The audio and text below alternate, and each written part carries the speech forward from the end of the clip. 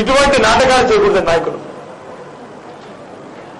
Media కూడా మమ్మల్ని నిలదీసే media, మమ్మల్ని తప్పుపెట్టే మీడియా, మీరు కూడా ఎవరి పక్షాన కాకుండా ధర్మపక్షాన, న్యాయం పక్షాన, ఎవరికి భయపడకుండా, ఎవరికి లొంగకుండా ఉంటారని భావిస్తున్నాను. మీరు రౌడీజం చేయాలనుకుంటున్నారా? తెలంగాణ ప్రజలు అమాయకులు, చాలా మంచివాళ్ళు. ఇది ప్రజలు చేస్తున్న ఉద్యోగం కాదు. ప్రజల వెనకాల ఒక దుష్ట శక్తులు రౌడీని పంపిస్తున్నారా?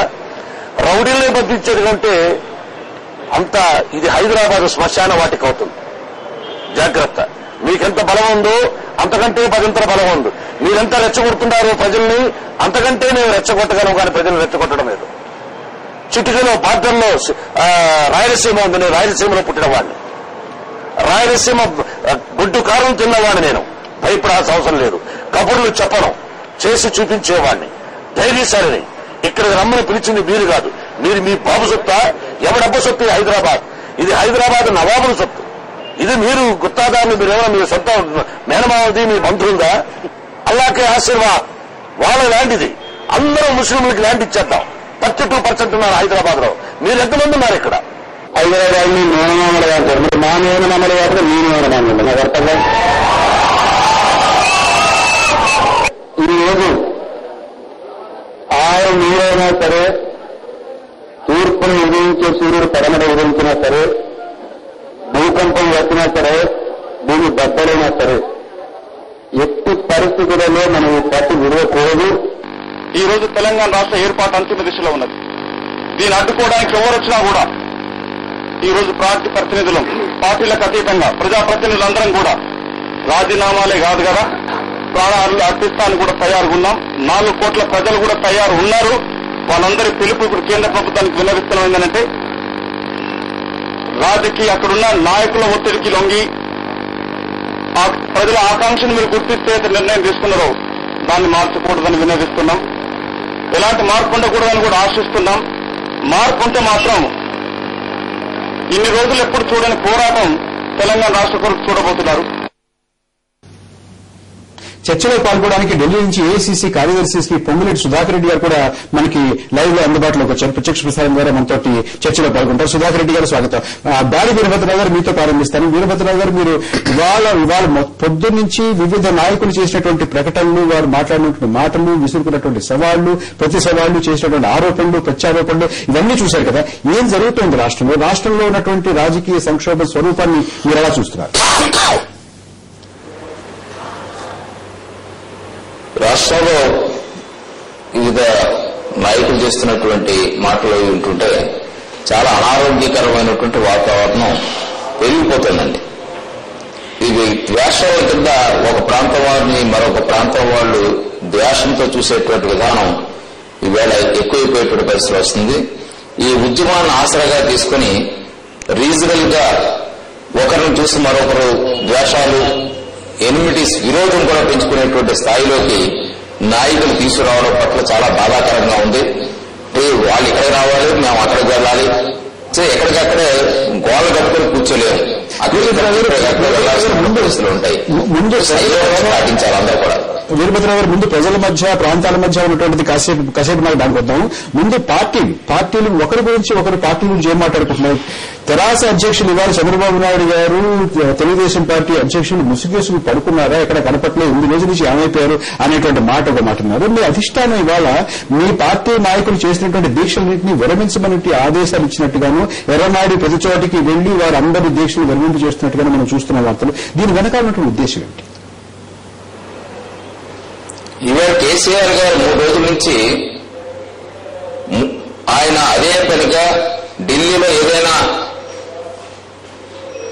తీర్మానం చేసేటువంటి పరిస్థితి ఉందేమో, ప్రత్యేక తెలంగాణకు వ్యతిరేకంగా ఏదైనా నిర్ణయం తీసుకుంటారేమో అనేటువంటి ఆందోళనతో 3 డేస్ నుంచి కంటిన్యూస్ గా లైవ్ లో రావడం, వారు రెచ్చగొట్టేటువంటి ఉపన్యాసాలు ఇవ్వడం, వీరు ఇన్నాళ్ళ నుంచి నేను రెస్ట్ తీసుకున్నాను, ఈ 3 రోజుల నుంచి కూడా రెస్ట్ తీసుకునే పరిస్థితి లేదు, రాబోయే వాళ్ళ నాలుగులు చీల్చేస్తాను, వీళ్ళ నాలుగులు చీల్చేస్తాను అనేటువంటి పదప్రయోగం అనేటువంటిది చాలా భరించాలనేటువంటి పదప్రయోగం చేస్తున్నారు. ఆఖరికి ఈవేళ మొత్తం స్టూడియోలో అక్కడ సినిమా షూటింగ్ చేసుకునేటువంటి మోహన్ బాబు గారి తాలూకు ఆ యూనిట్ మీద దండయాత్ర చేయడం అనేటువంటిది కూడా, ఇవన్నీ ఒక ఒక నాయకుడిగా, ఒక పార్టీ నాయకుడు, ఉద్యమ నాయకుడిగా ఆయన చేయాల్సినటువంటి కార్యక్రమం ఇది ఏమాత్రం కాదు.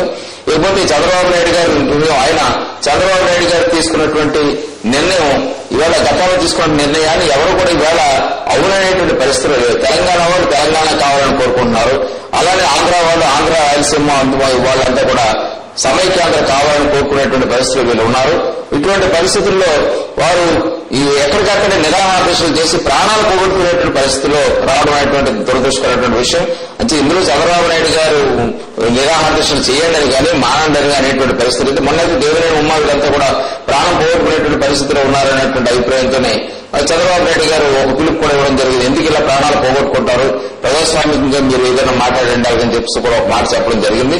దాని మీద ఇప్పుడు వేళ ఎర్రనాయుడు గారు కూడా వెళ్లి వాళ్ళ దేశంలో ఆఫ్ చేయండి, ప్రాణాలు పోగొట్టుకోకండి అని చెప్పడం జరిగిందండి.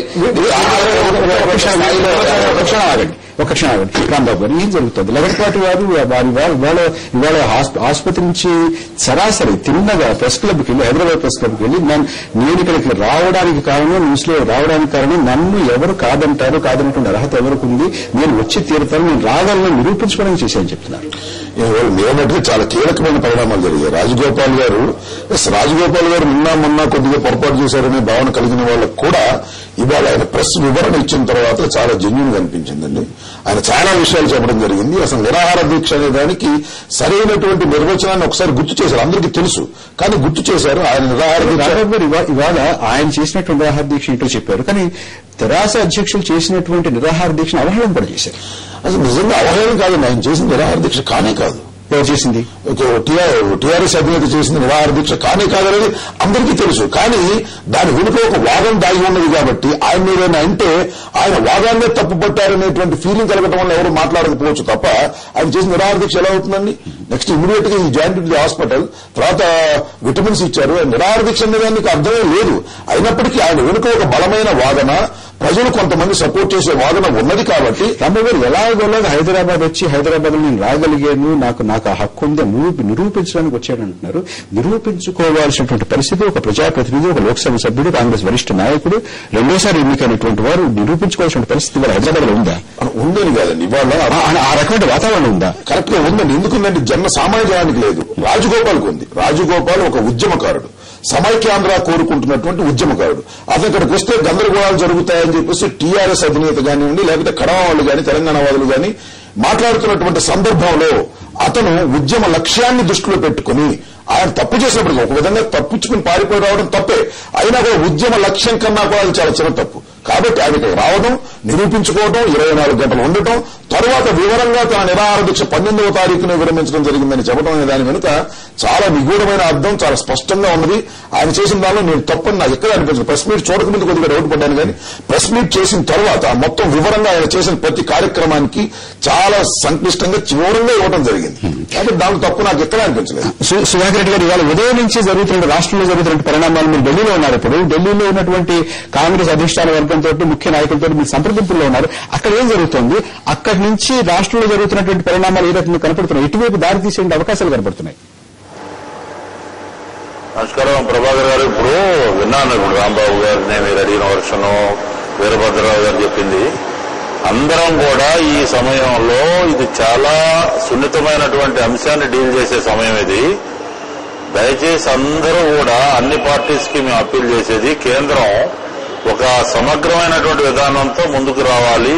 ఏ ప్రాంతంలో కూడా ఇబ్బందులు లేకుండా తెలంగాణ రాష్ట్ర ప్రక్రియని అనౌన్స్ చేసిన నేపథ్యం, మొదటి దశ అసెంబ్లీ తీర్మానం ద్వారా చేయాలనే హోమ్ మినిస్టర్ గారి ప్రకటన, అది దృష్టిలో పెట్టుకొని ఆంధ్ర, రాయలసీమ ప్రాంతాల్లో ఏదైతే విద్వేషాలు, విధ్వంసాలు, దీక్షలు ఇవన్నీ జరుగుతున్నాయి. ఒక శుభ పరిణామం ఇవాళ వీరభద్రరావు గారు చెప్పారు, ఎర్రనాయుడు గారు దీక్షలు విరమించారు, విరమింపజేశారు.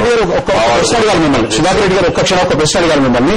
ఇవాళ మోహన్ బాబు గారు కుమారుడు నటిస్తున్నటువంటి సినిమా షూటింగ్ మీద దాడి జరిగింది. దాని తర్వాత జరిగినటువంటి వాదోపవాదాలు, తర్వాత జరిగినటువంటి మాటలు చూస్తుంటే హైదరాబాద్ లో మా అనుమతి లేకుండా, మాతో సంబంధం లేకుండా మీరు తిరగలరా అనేటటువంటి మాట తెరాస అధినేత ఆయన మాట్లాడడం మనం అంతా విన్నాం. అంతేకాకుండా హైదరాబాద్ గురించి ఎవరైనా తేడాగా మాట్లాడితే నాలుగులు నరికేస్తానన్నారు. ఇప్పుడు ప్రభాకర్ గారు, ఒకటి నేను చంద్రశేఖరరావు గారితో కూడా కూడా విజ్ఞప్తి చేస్తున్నా ఈ టీవీ ద్వారా, ఇది ఒక సుదీర్ఘ కాలం తర్వాత 53 సంవత్సరాల తర్వాత ఒక చారిత్రాత్మకమైనటువంటి ప్రక్రియ మొదలవుతుంది. వారు మాట్లాడినా, మేము మాట్లాడినా, ఎవరు మాట్లాడినా ఈ సమయంలో భావోద్వేగాలు రెచ్చగొట్టేటట్టు భాషా ప్రయోగం ఉపయోగించేటప్పుడు ఈ తెలంగాణ సంస్కృతి గతంలో వారు మాట్లాడినప్పుడు కూడా నేనే మొట్టమొదటి రియాక్ట్ అయ్యి ఇది తెలంగాణ సంస్కృతి కాదని చెప్పాను. ఇప్పటికీ నేను దానికి కట్టుబడి ఉంటున్నాను. చంద్రశేఖరరావు గారితో సహా అటు మోహన్ బాబు గారు కూడా వారు కళాకారుడిగా మాట్లాడాలి తప్ప ఇది కబడ్డీ పోటీలు, కుస్తీ పోటీలు భాష మంచిది కాదు. ఇది అందరం సమన్వయంతో రాజకీయ నాయకులు ఇంత పరుష పదజాలంతో, ఇంత తీవ్రమైన పదజాలంతో ఇవాళ ఒకరి మీద ఒకరు, ఒక ప్రాంతం మీద మరొకరు ఎందుకు ఇలా మాట్లాడుకుంటున్నారు ఇవాళ? అంటే ఢిల్లీ నుంచి ఇటు గాని, సుధాకర్ రెడ్డి గారు, ఢిల్లీ నుంచి ఇటు గాని అటు గాని ఒరిగేటటువంటి సంకేతాలు ఏమైనా వస్తున్నాయా? ఇంత తీవ్రమైన భాష ప్రభాకర్ గారు, ఒకటి ఢిల్లీ నుంచి, ఢిల్లీ సబ్జెక్ట్ అంటే ఈ మధ్య మొదలైంది 9వ తారీఖు నుంచి. అంతకుముందు కూడా ఈ ప్రాంతం ఆ ప్రాంతం అనుకోకుండా ఇదంతా కూడా ఈ రకమైన భాషా ప్రయోగం, పద ప్రయోగంతో ఒక విద్వేషాలు, ఒక సామరస్యం, మానవ సంబంధాల మీద కూడా, ప్రాంతీయ సంబంధాల మీద కూడా దెబ్బపోయే పరిస్థితిలో అందరం సంయమనం పాటించే పరిస్థితి ఇది. దయచేసి యూనియన్ గవర్నమెంట్ కి కూడా సహకరించాలా, ఒక ఆలోచన చేయడానికి సహకరించాలా. విద్వేషాలు రెచ్చగొట్టి హింసని ప్రేరేపించే పని ఎవరు చేసినా తప్పే. అందరం ఒకవేళ రాష్ట్రం రేపొద్దున విడిపోయినా సోదరభావంతో అందరం కలిసిమెలిసి ఉండే పరిస్థితి ఉండాలి తప్ప ఈ రకంగా పద ప్రయోగం మంచిది కాదు. సుధాకర్ రెడ్డి గారు, కేంద్రం ఏం ఆలోచిస్తోంది? కేంద్రంలో జరుగుతున్నటువంటి కోర్ కమిటీ సమావేశం, కేంద్ర కేబినెట్ యొక్క రాజకీయ వ్యవహారాల కమిటీ కూడా సమావేశం బహుశా రేపొద్దున అవుతుందేమో అని అంటున్నారు. ఆ వివరాలు కూడా కొంచెం మీతో మాట్లాడాలి. కాసేపు దయచేసి మీరు లైవ్ లో కొనసాగండి. మనకి ఫోన్ లైన్ లో మాట్లాడడానికి తెరాస నాయకుడు శ్రీ నాయన్ నరసింహారెడ్డి అందుబాటులోకి వచ్చారు. నరసింహారెడ్డి గారు నమస్కారం. నరసింహారెడ్డి గారు వినపడుతుందా? నరసింహారెడ్డి గారు నమస్కారం. నరసింహారెడ్డి గారు, చాలా తీవ్రమైనటువంటి పదజాలాలు వస్తున్నాయి ఇటు నుంచి అటు నుంచి కూడా. నాయకులు కోసేస్తూ ఉంటున్నారు మీ అధ్యక్షులు, మీ అధినాయకులు. హైదరాబాద్ నగరంలో తిరగేస్తావా, మేము ఊరుకుంటావా, మాతో ప్రమేయం లేకుండా మీరు తిరగగలరా అనేటువంటి ప్రశ్న సమంజసమేనా ఇది? సమంజసం కాదండి. ఆయన మోహన్ బాబు ఇష్టపడ్డాడు మాట్లాడుతున్నా. మీకు దమ్ముంటే రండి, నేను సమైక్యాంధ్ర మీటింగ్ పెడతా, ఇంటింటి జనాలు జమ చేస్తా అని చెప్తాను. ఎందుకంటే మాట్లాడితే ఆయన సమైక్యాంధ్రప్రదేశ్ కావాలంటే రాయలసీమ గురించి మాట్లాడుకోవడము, విజయవాడ గురించి మాట్లాడుకోవాలి. ఎందుకు మాట్లాడుకోవాలి? నరసింహారెడ్డి గారు హైదరాబాద్ లో మాట్లాడకూడదా? హైదరాబాద్ ప్రశాంతం ఉంది, రెచ్చగొట్టేస్తున్నాం మేము. ఇక మేము ఆంధ్ర కానీ, తెలంగాణ వాళ్ళు కానీ, గుజరాత్ వాళ్ళు కానీ, మద్రాసు వాళ్ళు కానీ అందరూ సంక్షేమంగా ఇక మంచిగా ప్రశాంతంగా జీవనం గడుపుతున్నాం. మీరు ఎక్కడ చేసుకోండి సమైక్య అని. ఇక్కడ వచ్చి నువ్వు సమైక్య అని చెప్పని, మీకు సమర్థాలని, మీకు దమ్ములని చెప్పని ఇవన్నీ మాట్లాడితే మేము 9వ తారీఖు నుంచి ఈ రోజు ఒక్క మాట ఎవరు మాట్లాడారు? మా టీఆర్ఎస్ నుంచి మా కేసీఆర్ మాకు అందరూ చెప్పాడు, మేము ప్రశాంతంగా ఉండండి, ఎవరు మాట్లాడారని చెప్పాడు. మేము ఎవరితో మాట్లాడి ఎవరిని నమ్మే వాళ్ళ ఆందోళన ఒక రెచ్చిపోయి రోజు కేసీఆర్ బొమ్మలు కనబెడుతున్నారు, కేసీఆర్ తిడుతున్నారు. అయినా మేము ఎవరు నోరెత్తి మాట్లాడే నరసింహారెడ్డి గారు, మోహన్ బాబు గారు ఇక మమ్మల్ని గొడవ చేస్తే మేమంతా పనికి వాళ్ళ మేము ఊరుకుంటామా? నరసింహారెడ్డి గారు, మోహన్ బాబు గారు మరొకరు ఏదైనా అన్నారు అనుకుందాం అనుకోండి, కాసేపు నాయకులు కోసేస్తారా? అంటే మేము ఊరుకోవాలా? నాయకులు కోసేస్తారా? ఆయన మంచి పద్ధతి కదా ఆయన మాట్లాడేది. కేసీఆర్ మాట్లాడతారు, టీఆర్ఎస్ మాట్లాడతారు. ఇక్కడ మీరు నువ్వు అన్నీ ఉన్నారు మాట్లాడుకో. నువ్వు సమైక్యాంధ్ర పోరాడు, మిగతా వాళ్ళ కాంగ్రెస్ టీఆర్ఎస్ టీడీపీ వాళ్ళు అందరి చేస్తే మేము అన్నమా? మీరు మీరు మాట్లాడుకోండి, సమైక్య మాట్లాడుకోండి, సపరేట్ మాట్లాడుకోండి, మీ ప్రాంతంలో మీరు ఎవరు మాట్లాడుకోండి. ఇక్కడ ప్రశాంతంగా ఉన్నటువంటి రాజకీయ కూడా ఏదైతే పిచ్చి పిచ్చిన మంచి మేము చేస్తాం. ఇదంతా ప్రశాంతంగా మేమంతా కలిసి బతుకుతామండి.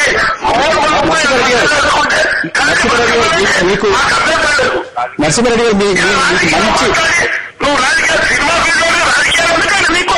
నరసింహారెడ్డి గారు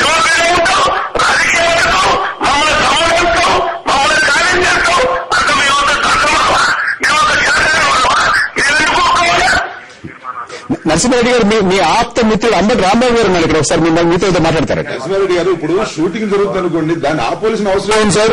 షూటింగ్ కొనసాగించవచ్చు కదా. నమస్కారం సార్, నేను అంబటి రాంబాబు సార్. సరే సార్, నేనేది షూటింగ్ జరుగుతున్నప్పుడు ఆ షూటింగ్ ని అడ్డుకోవాల్సిన అవసరం సార్, జరగనివచ్చు కదా. దానికి మేము సమైక్యవాదులైనంత మాత్రాన వాళ్ళ షూటింగ్ జరగడానికి వీల్లేదనే మాట తెరాసకు అంత మంచిది కాదు కదా సార్. ఎందుకు ఆ లైన్ ఎందుకు తీసుకోవాలి?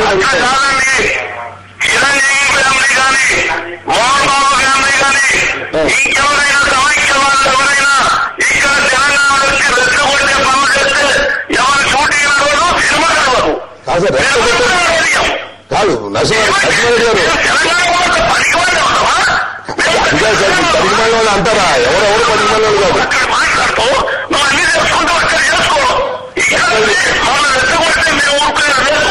కాదు సార్, చిరంజీవి గారు కానీ సార్, నేను ఒక మాట లేదు, చిరంజీవి గారు కానీ మోహన్ బాబు గారు కానీ సమైక్యతావాదులైనంత మాత్రాన వారి సినిమాలు వాలంటరీగా చూడకపోవడం వేరే అంశం, కానీ వారి థియేటర్లు ఆపేయాలని, వారి షూటింగ్లు ఆపాలని అనడం అనేది ఈ సభ్య సమాజంలో సమంజసంగా ఉంటుందా అని నా ప్రశ్న.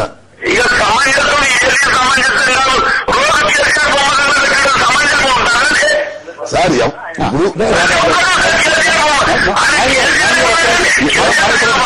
విరామం తీసుకోవాలి, విరామం తీసుకుందాం. దయచేసి ఒక చిన్న విరామం చేసుకుని దయచేసి మీరు లైన్ లో ఉండండి. వీరభద్రరావు గారు, సుధాకర్ రెడ్డి గారు దయచేసి లైవ్ లో కొనసాగండి. ఒక చిన్న విరామం తీసుకున్న తర్వాత మళ్ళీ మన చర్చను కొనసాగించుకుందాం.